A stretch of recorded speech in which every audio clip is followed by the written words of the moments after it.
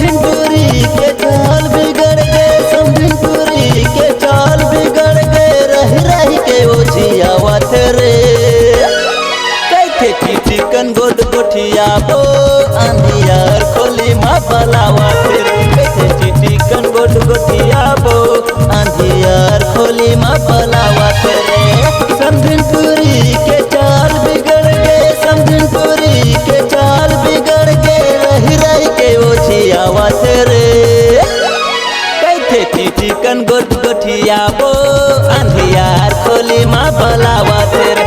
Cathay चिकन गोद गोठिया बो अंधियार खोली मा बलावत रे।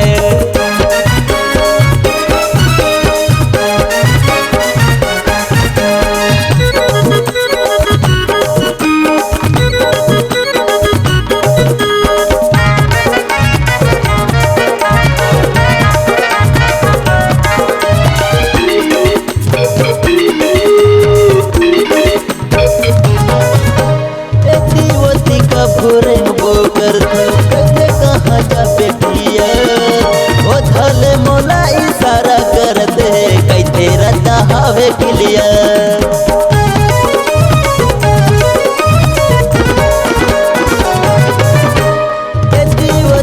भोरे बोकर कैसे कहाँ जा बेटिया, वो धले मोला इशारा कर दे कैसे रता हवे किलिया। नहीं है ठिकाना, शरम के नहीं है ठिकाना, घेरी बेरी अखियावत रे। कैथे माया के गोद गोठिया बो अंधियार खोली मा बलावत रे। कैथे माया के गोद गोठिया बो अंधियार खोली मा बलावत रे।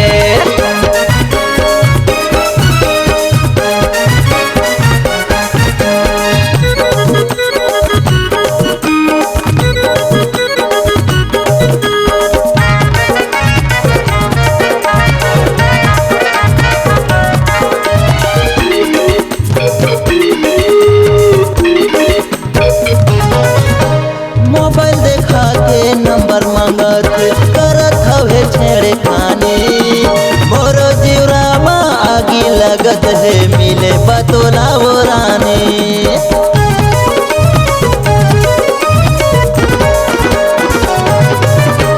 मोबाइल देखा के नंबर मांगत है करत हवे छेड़े खानी, मोरो जीवरामा आगी लगत है मिले बतोला वो रानी।